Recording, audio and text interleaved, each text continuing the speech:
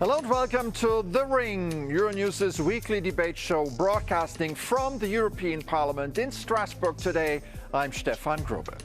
On The Ring, members of the European Parliament go face to face on some of the biggest issues facing Europe. Today, we want to talk about European defense efforts in a fast-changing geopolitical environment. Luis Albertos has more. Wars in Ukraine and Iran, economic insecurity, and questions about the future of NATO. Europe finds itself at a moment of profound uncertainty. That sense of vulnerability has triggered a historic shift in European defense policy. Countries that for decades reduced military budgets are now dramatically increasing defense spending. Europe is also trying to redefine its alliance, and many European leaders argue that Europe must become more strategically autonomous.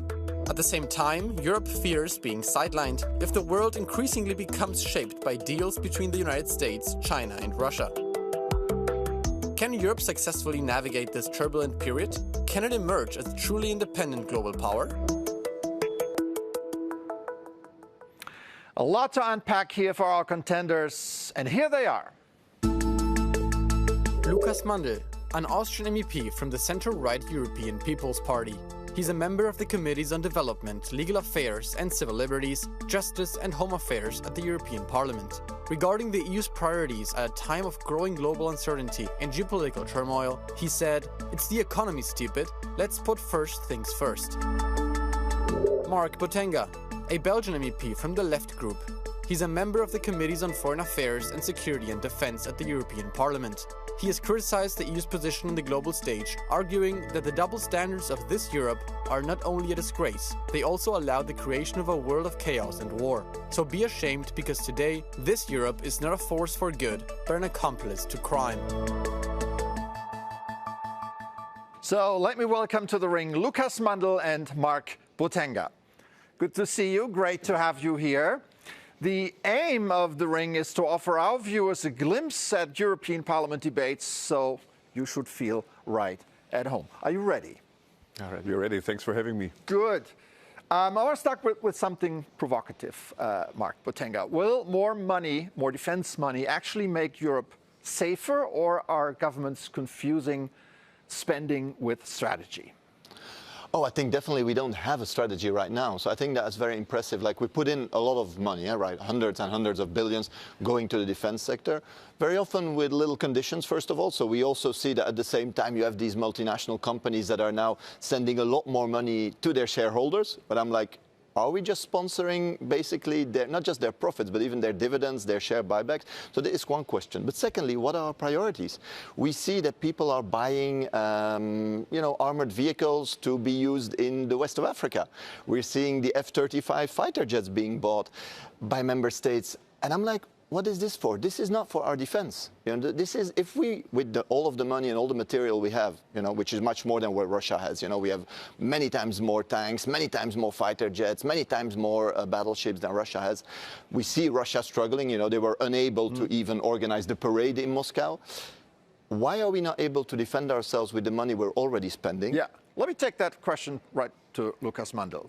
Defense like strategy or not? Oh, it's like everybody needs an insurance. If you're driving a car or doing whatever, you need insurance, and spending money for defense is an insurance for our security in the first place. And secondly, it's also for the very cause of Europe's prosperity, because the more we can innovate and produce on European soil, the better for jobs, for growth, and for Europe's economic future. On this point, connecting Europe stronger, I mean, it's not like Europe doesn't have armies, it doesn't have had armies or defense spending before.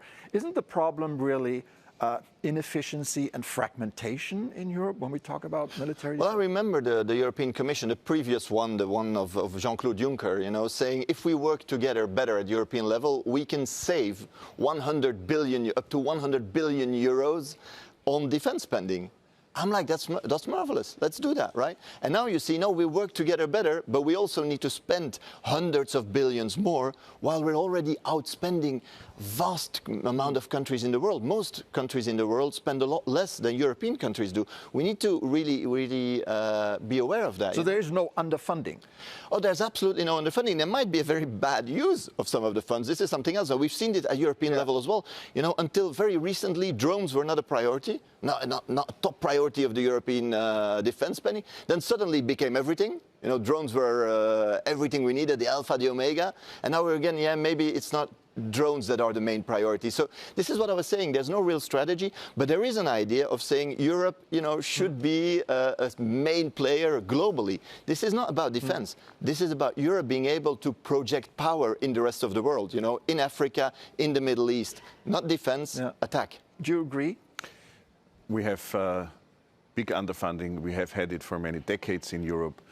We have to invest in drones. I really want to address these conspiracy theories that are there as if it would not be for our defense, but for a different cause. It's for our defense. Europe is the very entity on this planet that's planning military matters in the very field of defense, not in the field of attack. And drones are obviously what's really needed in today's warfare. And if we are well equipped in the field of drones, if we have innovation also in the drones field and also production on European soil for jobs and prosperity, then we have a smaller probability that we will be attacked, because we will be more secure if we are able to defend ourselves. And this is the whole philosophy of defense. So our security is at stake. And I think conspiracy theories are rather harming our European unity and our European defense capability. First of all, I don't think the massive increase is justified. Let's say this first.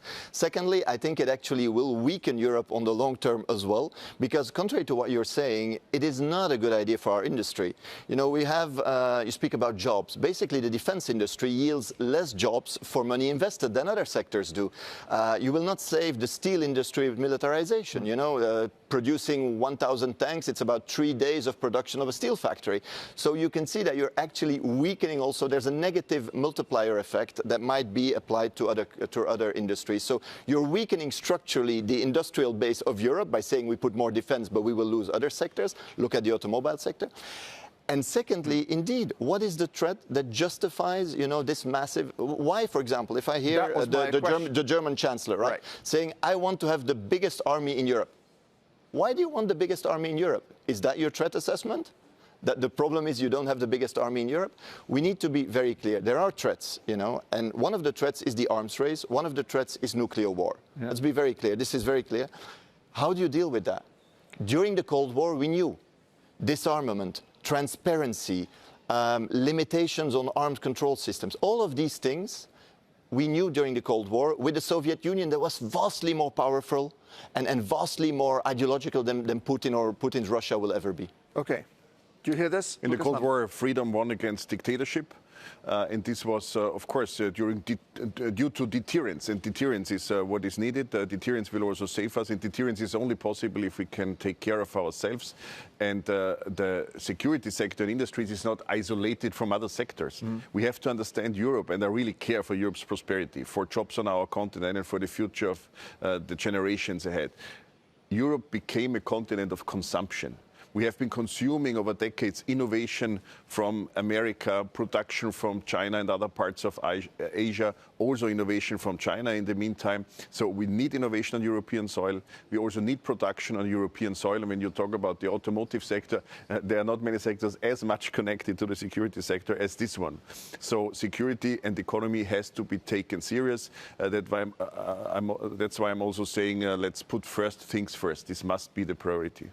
But I guess the threat assessment is different in the Baltics and in Portugal, right? So I'm coming back to Putin here. Shall we take him seriously? Shall we fear him? Is this whole build-up a response to Russian assertiveness and aggression?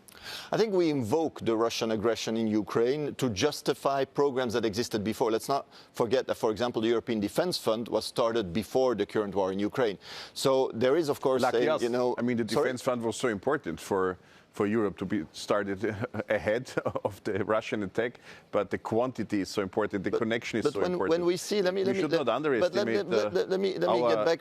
First of all, with these things, we're putting a lot of money, extra money, by saying Russia is going. There's a contradiction in European mainstream discourse, which is saying at the same time that Russia is extremely weak, is losing in Ukraine, and we might be able to free Ukraine from Russian occupation militarily. And then you have these images of the Red Square in Moscow where there's no parade. And on the other hand, the fact that Putin would be able to conquer the whole of Europe.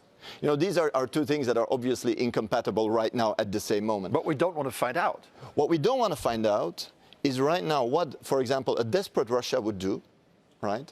Could it be more desperate than it already is? Sorry? I mean, do you see any reliability or predictability in Putin's regime? There is already total desperation, so we have to be able to defend ourselves. I agree with the Commission's president who has stated we have to keep our hand reached out to the other Russia. I'm absolutely aware of that after Putin's regime, we have to give Russia the chance to become a democratic rule of law state like other Eastern European countries. We need to do diplomacy right now, and this is the disaster of this European Union. We have forgotten what diplomacy is. Talk to other people. And diplomacy doesn't mean going having a drink with a friend. Diplomacy is talking to the opponent, to the adversary, to the enemy. This is to de-escalate and to limit conflict. And most countries in the world have tried this, and the European Union has refused. Now I see Angela Merkel, who got the Order of Merit. I see Alexander Stubb saying we need to do that. Right, with a lot of names floating around. We'll come back to this later, but I want to stop you here as we're just getting warmed up, as you can see.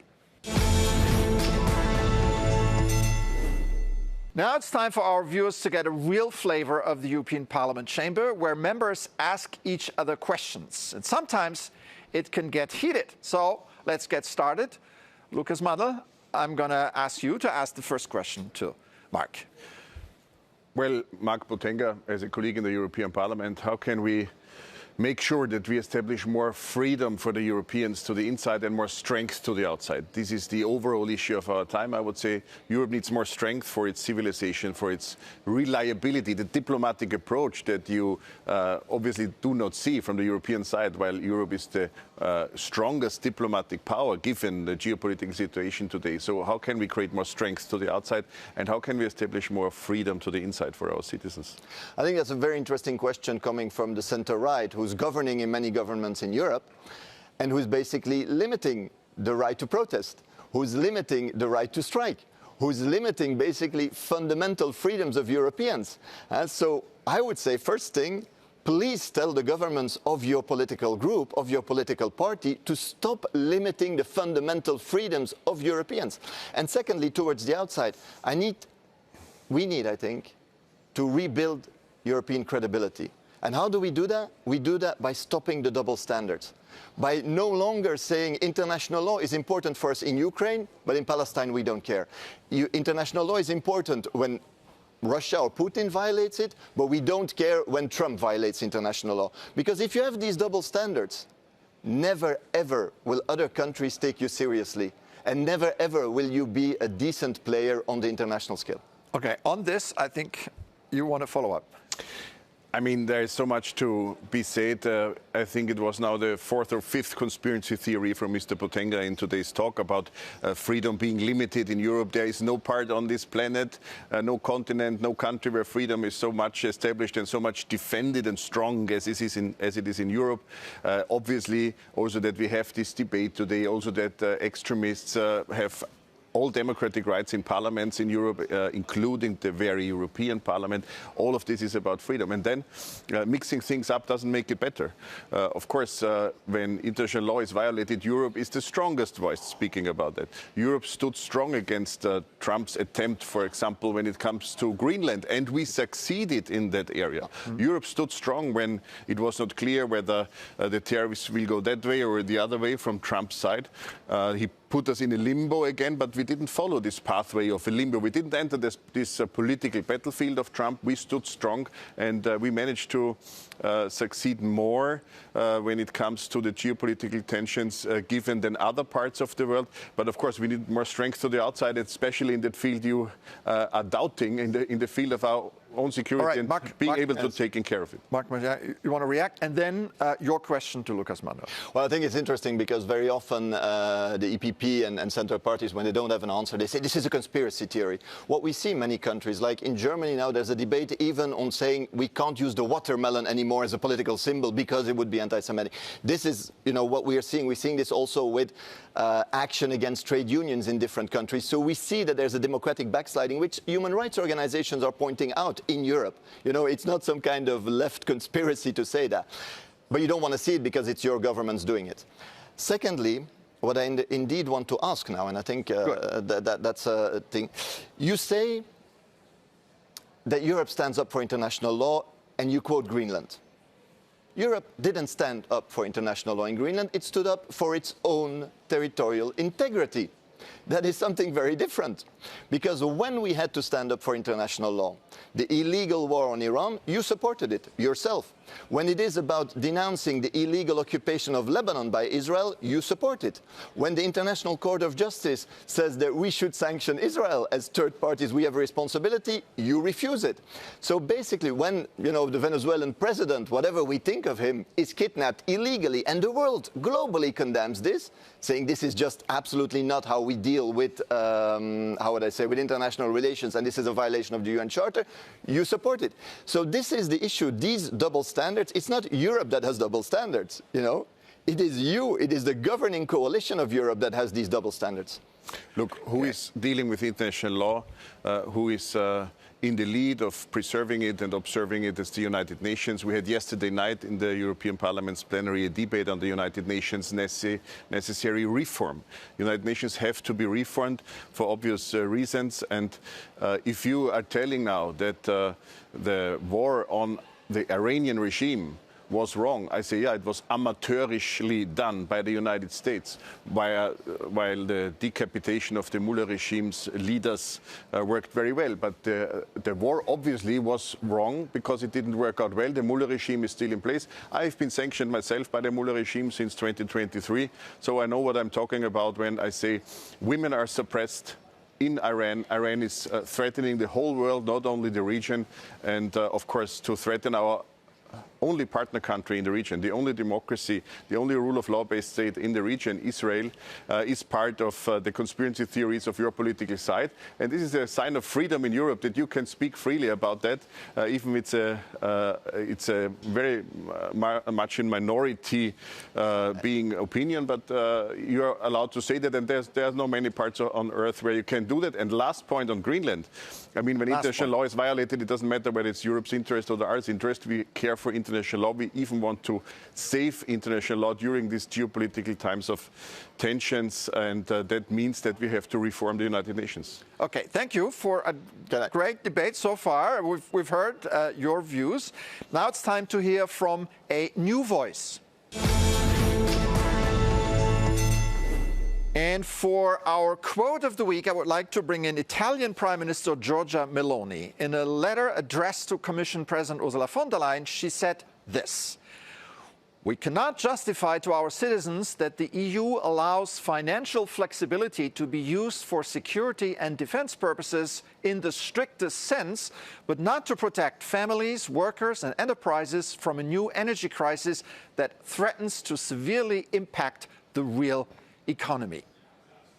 Your take on this, Mark? Well, two things. First, she's walked back on that statement. Secondly, it's terribly hypocritical because the fact that we now have, again, these horrible austerity rules was approved by her government. So first, and this is fantastic, first the far right approves this, or the center right, whatever you want to call her, approves these rules, and then they say, it's not fair. So this is, pure populism. But what is true is that Europe today says there's no money for your hospitals, for your pensions, for your schools, but miraculously, we find hundreds of billions for the defense multinationals. This contradiction is real.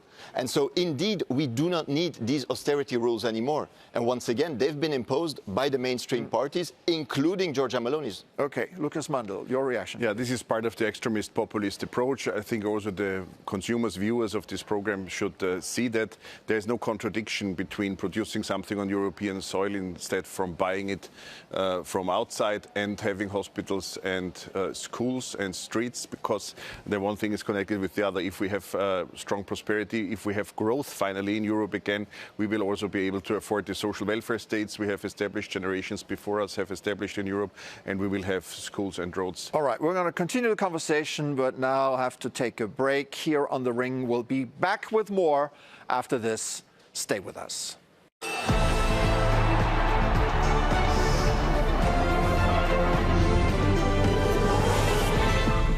Welcome back to The Ring, Euronews' weekly debate show. I'm Stefan Grobe, and I'm joined by Lukas Mandl from the European People's Party from Austria and Marc Botenga from the Left Group from Belgium. At this point, let's take a look at the Transatlantic partnership regarding defense. Trump wants to weaken the NATO alliance and seems increasingly non-committal to common defense. But the military business is showing a different picture. So here are some numbers from the Stockholm International Peace Research Institute. According to that institute, 64% of European NATO weapons imports come from the United States. And European arms imports rose by more than 150% between 2020 and 24 compared to the previous period. US arms exports to Europe increased by more than 200% in the same period. So Europe is now the world's largest arms important region. Lukas Mandl, hearing these numbers, your comments. We had a time of many good beginnings since the beginning of Putin-Russia's war, but spending is not everything. I've emphasized that before. It's about where to spend. It's about the connection between the armed forces of the member states and also the understanding of the various different threats. Now we see the situation that the United States are obviously willing to reduce their number of troops on European soil. I think that's not only a development due to the given current US administration under Trump. It was generally something that had to be expected over decades, and a mature Europe will anyway be able to take care of itself. But I do not want to have confrontation with other parts of the world. I want cooperation, but on the basis of European strength. Okay. How can we be strategically independent by buying American weapons? Oh, we cannot. Let's be very clear. If you buy, for example, I mentioned the F-35 fighters just before. Making a little bit of a cartoon out of it, you could say that with one push of the button, Trump can deactivate them. So if it were to, I don't know, defend Greenland, they would be completely useless. We do need to think how you create this autonomy. This you can do in different ways. One of the ways I would suggest is to say we need to diversify partnerships. So this idea of we are locking ourselves up in this kind of submissive attitude towards Trump. We've seen it as well with the trade deal and the EU-US trade deal, where we accept to give tariff-free access to the European market for many, many goods from the US, but ourselves, you know, we see that we impose. What do you mean by diversifying? Is it buying from Brazil or India? Or? Yeah, for example. I mean, you have your own industry, obviously. You know, you produce what you want to produce. We have to produce ourselves. But secondly, but we produce ourselves.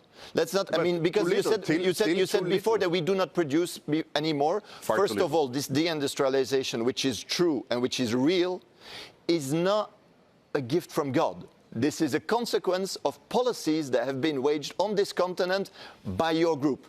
So let's not pretend this comes from nowhere. Workers throughout Europe have seen their jobs disappear in industry because of the policies, the market-driven policies your group has imposed on this continent. So I yes, agree we need with the point that Europe has its own responsibility here, but it clearly came from ideological left sources that we had this. But you were the one governing it. This was a market approach. No, how can you say the left is responsible for it? But this makes no sense. We have better majorities in the European Parliament. I'm ready to have a debate of ideas. I'm ready to have a debate of ideas, but you cannot say that it has been the left pushing for liberalization, that it has been the left pushing for privatization, for the sellout of our industries. This is just not true. This is center-right policy. But this makes no sense. I mean, let's have an honest debate on ideas. Killing jobs. Let's have an honest debate on ideas. It's been the center-right, sometimes with social democrats in the coalition, that has sold off our industry. industries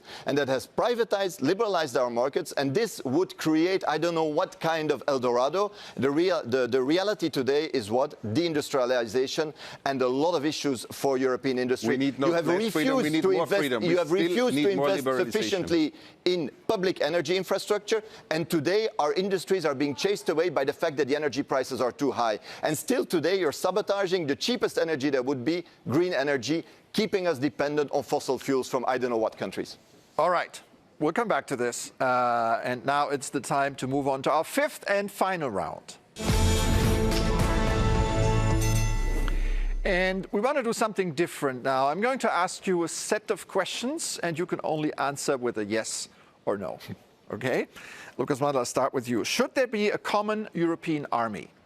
On the long run, yes. No, not now. No. Okay. Can Europe realistically build credible military autonomy without duplicating NATO structures? It's a long debate. I just want to say, yes, if that's the question, yes, we can. I think we should work on a common security architecture in Europe. Okay. No, we can't. We have to do it within NATO. We have to reform NATO, such as UN also.